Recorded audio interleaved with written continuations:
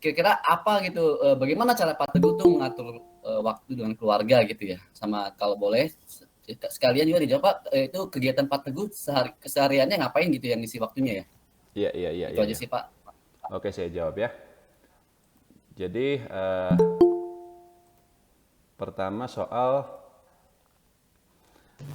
keseharian saya dulu gitu ya.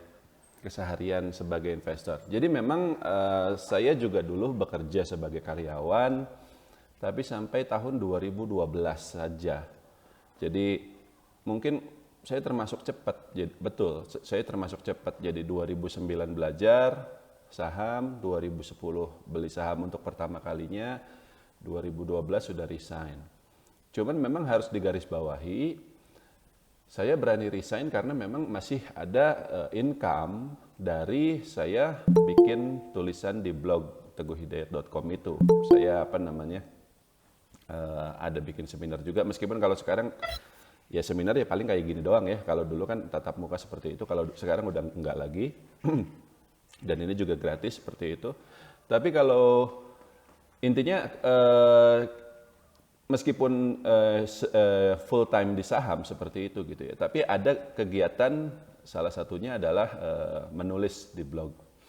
Kalau sekarang ya medianya kan udah macem-macem ya, nggak lagi cuma di blog. Jadi banyak juga istilahnya para influencer itu mereka bikin konten di YouTube, bikin konten di Instagram, yang edukasi saham seperti itu. Itu banyak sekali yang seperti itu. Dan mereka kemudian bisa hidup dari situ gitu, seperti itu. Saya sendiri ya sesekali bikin konten tapi jarang lah. Jadi hanya lebih banyak nulis di blog saja dan juga nulis buku. Nah, tapi memang di luar itu ya, di luar investasi dana milik saya sendiri dan juga di luar menulis, ya tidak ada kegiatan lain lagi. Saya juga tidak ada investasi pada instrumen di luar saham, tidak ada. Memang di kampung ya saya beli misalnya kayak tanah seperti itu, tapi ya itu untuk orang tua lah, bukan untuk saya sendiri gitu loh. Jadi ya apa, kalau orang tua kan harus yang tradisional ya, yang gampang dipahami seperti itu. Kalau di saham kan kita harus belajar lagi segala macam. Kalau kita lihat di Instagram segala macam kan banyak orang trading forex, trading kripto, trading apapun. Saya enggak. Dari dulu sampai sekarang dan mungkin sampai seterusnya kita hanya di saham saja karena cuma itu yang saya pahami.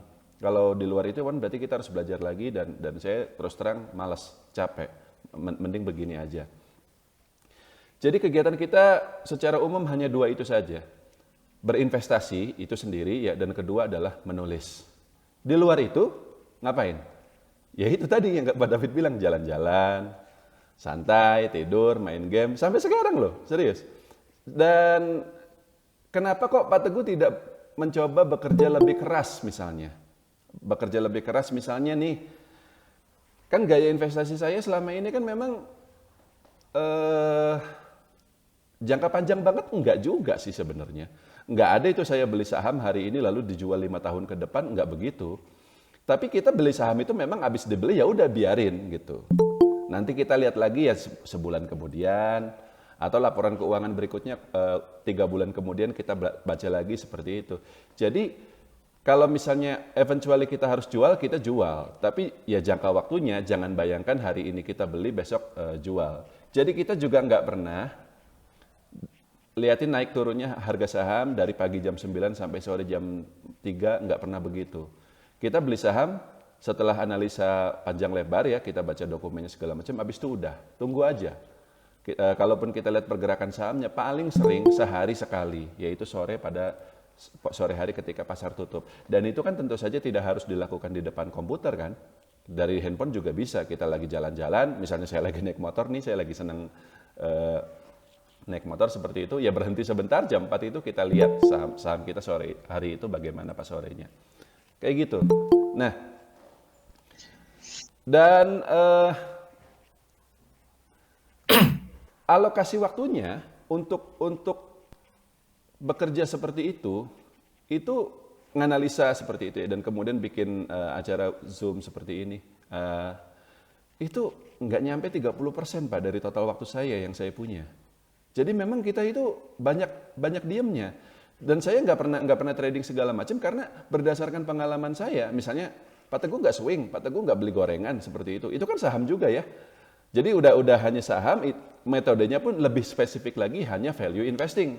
Atau ya sesekali ditambahin teknikal lah, tapi nggak pakai metode-metode yang lain. Ada bandarmologi apapun itu, enggak. Jadi kita sangat-sangat spesifik seperti itu.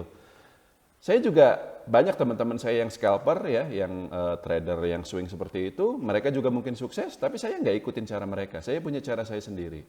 Ya, karena balik lagi itu kan berarti harus belajar lagi. Dan karena sebenarnya dulu waktu saya masih awal-awal banget, ya saya juga sama dengan teman-teman pemula yang lain. Ngapain kita beli saham hari ini lalu jualnya tahun depan? Kalau bisa beli hari ini besok naik 5% misalnya. Kan lebih cepat lebih baik seperti itu. Saya pernah mencoba itu, Pak. Hanya kurang dari 1 tahun saya menyadari bahwa saya tidak cocok dengan cara seperti itu. Lebih sering cut loss-nya daripada profit taking-nya. Jadi ini masalah cocok-cocokan. Saya lebih cocoknya beli lalu hold, biarin aja. Lalu kita lihatnya ya paling sering sehari sekali, seminggu sekali, sebulan sekali, atau 3 bulan sekali. Setiap kali laporan keuangan keluar yang terbaru. Kalau misalnya laporan keuangannya bagus ya kita hold terus. Kalau jelek ya kita jual. Nah, tadi saya bilang, waktu saya itu kurang lebih 30% untuk kegiatan investasi. Jadi saya punya waktu 70%. Untuk apa? Untuk keluarga. Sebenarnya begini loh, Pak David bilang tadi, kalau saya foto-foto di luar negeri itu saya sendirian. Betul. Saya cukup sering pergi sendiri. Tapi pada dasarnya saya kalau misalnya jalan-jalan itu tuh ada 4 kelompok. Yang satu saya pergi sendiri. Kedua saya pergi sama teman. Ketiga pergi sama istri dan anak-anak. Dan keempat pergi sama kenalan di bidang saham. Itu beda-beda, alokasinya masing-masing itu. Yang saya posting di Instagram, memang kalau saya pergi sendiri atau sama anak-anak atau sama teman. Tapi kalau sama istri nih, mohon maaf nggak saya posting, gitu aja sih sebenarnya. Tapi bukannya saya nggak pernah pergi sama istri, yang nggak mungkin lah, nggak mungkin lah. Dia ngamuk pasti kalau misalnya nggak diajak pergi kemana gitu. Jadi sebenarnya dan saya juga sering pergi sama orang tua saya atau sama kakak dan adik saya. Saya punya kakak 1, saya punya adik 1. Jadi saya punya banyak waktu untuk semuanya, Pak. Orang tua saya di Cirebon, saya sendiri tinggal di Bandung. Jadi kalau misalnya ke Cirebon pulang deket lah, cuma 3 jam ya, lewat jalan tol Cipali. Nanti kalau ada Cisumdawu malah lebih cepat lagi seperti itu. Saya sering pulang. Dan ketika saya pulang itu ya kita nggak diam aja di rumah.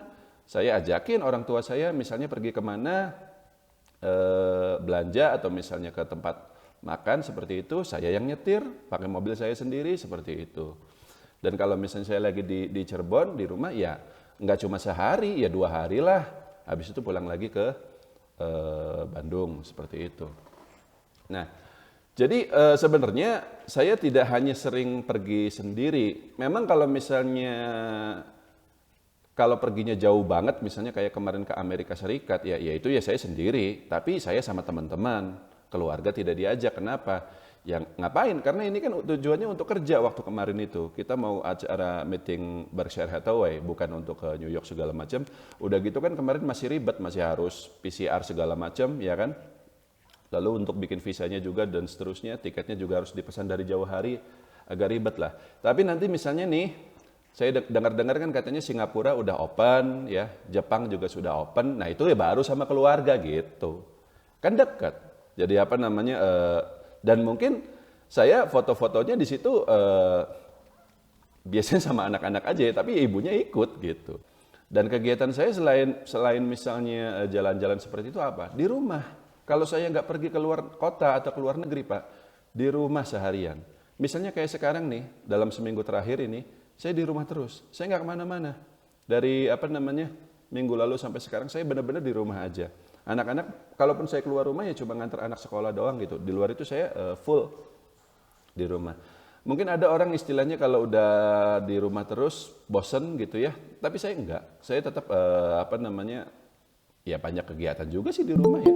Main video game, terus ya bikin acara seperti ini, dan juga nganalisa saham dan seterusnya. Atau apa? Tidur sih, Pak. Tidur. Tidur itu paling enak gitu kalau kalau apa namanya. Setiap hari ya tidur 8 jam nggak pernah kurang dan menurut saya itu yang salah satu yang saya paling syukuri ya. Saya selalu bisa tidur nyenyak apapun kondisi pasar modal. Lagi naik kita tidur, lagi turun kita tidur. Memang dulu nggak begitu. Kalau misalnya lagi turun kayak sekarang, ini kan pasar lagi turun nih. Nggak bisa tidur kita. Dan akhir pekan kayak gini ya kita uring-uringan gitu loh. Mau ngapain, apa namanya, sahamnya rugi segala macam. Tapi saya sudah seperti ini selama lebih dari 10 tahun terakhir. Dan setelah mengalami market crash bulan Maret 2020, waktu awal-awal pandemi COVID, di mana portofolio saya sendiri rugi sampai hampir separohnya, jadi tinggal sisa 60%, ruginya 40% gitu ya. Dan itu adalah seluruh kekayaan saya habis gitu, tinggal sisa separohnya. Sekarang secara psikologis udah kebal ya. Kalau cuman ARB ya nggak seberapa lah. Nanti juga naik lagi gitu. Tapi itu kan karena kita udah pengalaman ya. Kalau masih baru masih takut-takut segala macam ya wajar. Tapi di luar itu ya saya nggak ada kegiatan lain. Jadi memang mostly kita ini, dan kalau saya lagi di rumah aja ya olahraga lah. Saya suka makan, makanya badannya agak gendut. Tapi kalau misalnya saya nggak diimbangi dengan olahraga, ya gendutnya bisa lebih gendut lagi gitu loh. Jadi sekarang sih masih agak ideal lah. Jadi di rumah itu saya adalah alat-alat kayak apa ya, yang saya beli dari apa namanya S Hardware kayak gitu. Jadi untuk olahraga gitu seperti itu.